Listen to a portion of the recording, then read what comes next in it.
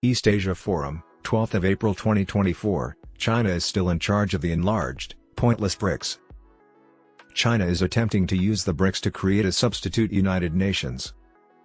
Building Better Global Economic BRICs, a 2001 paper by Goldman Sachs economist Jim O'Neill, is where the idea for BRICS originated. This bloc includes Brazil, Russia, India, China, South Africa, and, as of 2024, new members Egypt, Ethiopia, Iran, and the United Arab Emirates.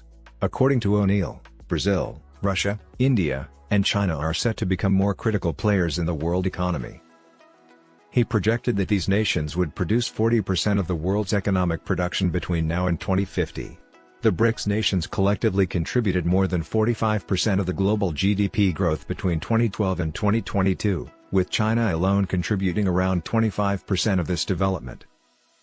After South Africa joined the group in 2010, the organization was formally introduced as BRIC and was renamed BRICS. Trade relations have undoubtedly increased since then, but they have done so reasonably unevenly. China has accounted for most of the trade increase, with the contributions of other BRICS countries being relatively flat until recently. India's recent surge can be mainly attributed to its recent acceleration of economic growth. In terms of commerce, the BRICS countries are becoming increasingly integrated with China, but their relationships with each other are relatively weak. Except for China, there is still very little bilateral commerce among the BRICS nations.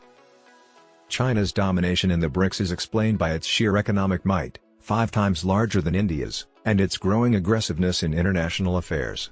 China's UN positions are becoming more and more like those of the BRICS nations. This is true not only for domestic problems, like resolutions about Xinjiang, but also for international issues, such as those involving the invasion of Ukraine and the Israel-Palestine conflict. Brazil is the lone exception in Ukraine. In March 2022, it cast its vote in agreement with the West. However, since then, Brazil's diplomatic posture on Ukraine has become considerably more ambiguous, and it now wholly supports China's stance on the Gaza conflict.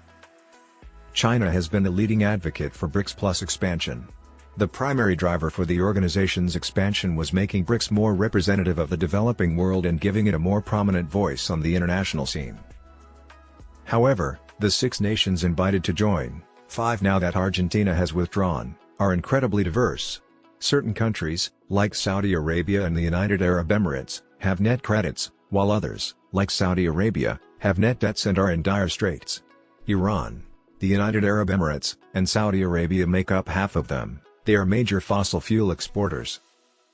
Ethiopia and Egypt stand out among the members of Africa, and they have grown in significance for China's and India's foreign policy. With such a diverse membership, it begs the question of what BRICS can accomplish and whether it can continue to pursue its goals as it grows. The group has urged complete reform of the World Bank and the International Monetary Fund to make them more accountable, representative, and capable of tackling global issues.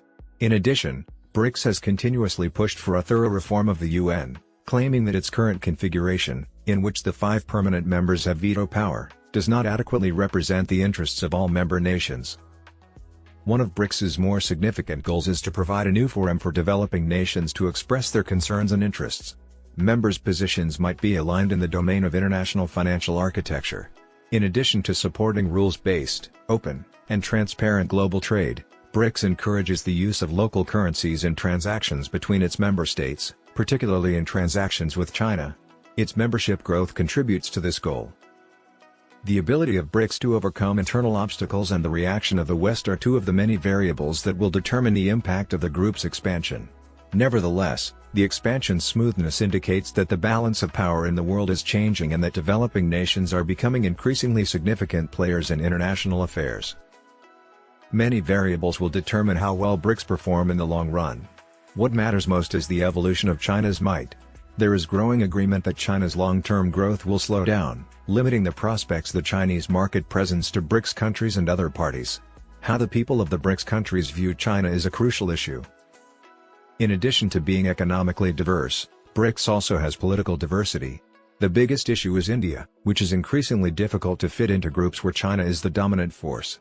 However, the group's diversity and the individual competitive advantages of its members may work to India's and China's advantage. BRICS has developed into a significant geopolitical alliance. It began as a primarily economic endeavor to symbolize the shift of economic power to the rising nations. China offers opportunities and difficulties due to its centrality and the diversity of its membership. The organization's future is unclear because it relies on China for economic purposes, and its members' attitudes toward China are deteriorating. India's rapid economic growth and growing geopolitical influence pose new obstacles to the sustainability of a BRICS model centered around China.